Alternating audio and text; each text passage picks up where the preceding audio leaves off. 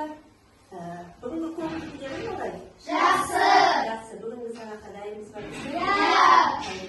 Ендеше біздер өздеріңіз білесіздер, күнделікті өзіміз қолданып жүрген әдісіміз бойынша қазір мен сіздерге өткен тақырыптар бойынша сұрақ қоямын, және сіздер сол сұраққа жауап беріп, бір-бірлеп орнымызға отыра береміз, иә?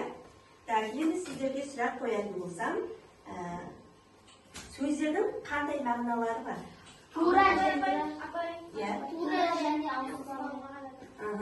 және ауыспалы мағына. Отырамын. Өмірдің тұтқасы деген сөз қандай мағынаны білдіреді? Ауыспалы мағына. Өте жақсы. Отырамын. Тура мағыналы сөзге мысал келтірейікші.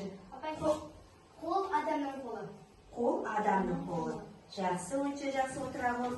Дыбыстар жүйесін зерттейтін ғылым не дейміз? Фонетика. Фонетика дейміз. Өте жақсы. Дауысты дыбыстар өкпелер қалай шығады? Үнді, үйе, қасыр. Жоқ, дауыссыз дыбыстар өкпелер қалай шығады, балдар? Кедергісіз бар. Кедергісіз. Жақсы, өте жақсы. Саниола отырамын.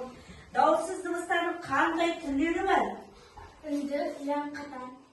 Сөздің жолға сыймай қалған бөлігін келесі жолға дауыссыз дыбыстан бастап бөлу жазуды не деп айтамыз?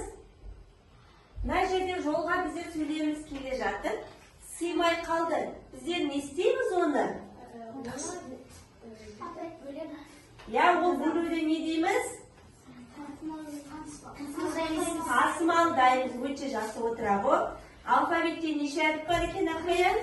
42 әріп. Яғни біздер өткен сабақ бойынша сұрақтарға жауап беріп, орнымызға отырдық, иә? Енді біздер бүгінгі сабағымызды бастайтын боламыз. Бүгінгі сабағымызға барлығымызға не тілейміз? Жақсы